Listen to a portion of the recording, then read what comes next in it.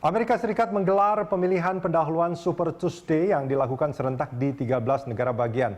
Dan untuk mengetahui lebih lengkap bagaimana hasil di sejumlah negara bagian, kita bergabung dengan reporter Voice of America Patsy Widakuswara langsung dari Virginia, Amerika Serikat.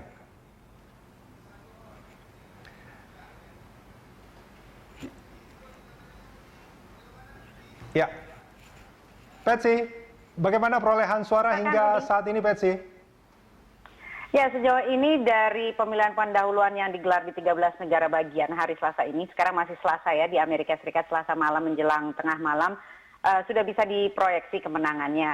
Jadi 13 negara bagian menggelar pemilihan pendahuluan dan Donald Trump diproyeksi menang untuk dari kubu Republik karena ia telah memenangkan pemilihan pendahuluan di Alabama, Arkansas, Georgia, Massachusetts, Tennessee, dan Virginia, sementara Senator Ted Cruz hanya berhasil meraih Texas dan Oklahoma.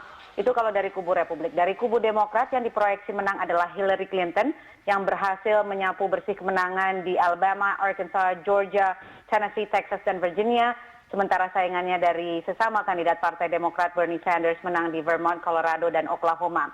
Belum semua TPS di semua negara bagian tutup, masih ada yang masih melanjutkan pemungutan suara karena perbedaan waktu dan juga belum selesai semua suara diperhitungkan. Namun bisa diproyeksikan bahwa dari kubu Demokrat, Hillary Clinton yang meraih suara delegasi terbanyak, sementara dari kubu Republik, Donald Trump yang meraih suara delegasi terbanyak. Perlu dicatat Super Tuesday ini sangat penting karena sekaligus serentak 13 negara bagian mengadakan pemilihan pendahuluan dan perebutan suara delegasinya juga sangat besar. Kalau dari pihak Republik itu 595 suara delegasi, sementara dari kubu Demokrat 1034 suara delegasi, Rudi.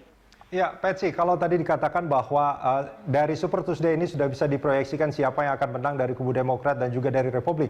Apakah dari Super Tuesday ini juga bisa dikatakan bahwa mereka yang menang di sini, mereka lah yang akan maju pada pemilihan presiden nanti? Misalkan dari Demokrat adalah Hillary Clinton seperti di Super Tuesday dan Donald Trump dari Partai Republik.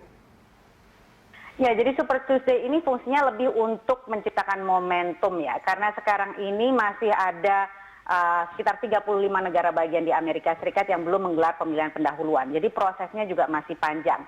Namun yang jelas dalam sistem pemilihan Amerika Serikat itu, setiap pemilihan pendahuluan ini, di setiap pemilihan pendahuluan negara bagian ini, kandidat mengumpulkan suara delegasi. Kandidat yang berhasil meraih suara delegasi mayoritas itulah yang akan menjadi nominasi partainya. Dan untuk Partai Demokrat itu diperlukan seorang kandidat perlu 2.383 suara delegasi untuk meraih nominasi, sementara kalau dari kubu Demokrat memerlukan 1.237 suara delegasi. Ini memang kalkulasinya agak jelimet dan memang punya formula masing-masing di setiap partai. Namun bisa diproyeksi bahwa saat ini antara Hillary Clinton dan Bernie Sanders, diproyeksi Hillary Clinton yang akan mengamankan nominasi partainya Partai Demokrat.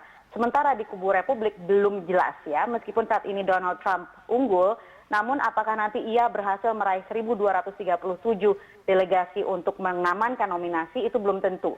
Karena belum tentu ia meraih mayoritas suara. Dan apabila itu terjadi maka akan terjadi yang disebut sebagai brokered convention atau konvensi yang dimaklarkan atau dibrokerkan.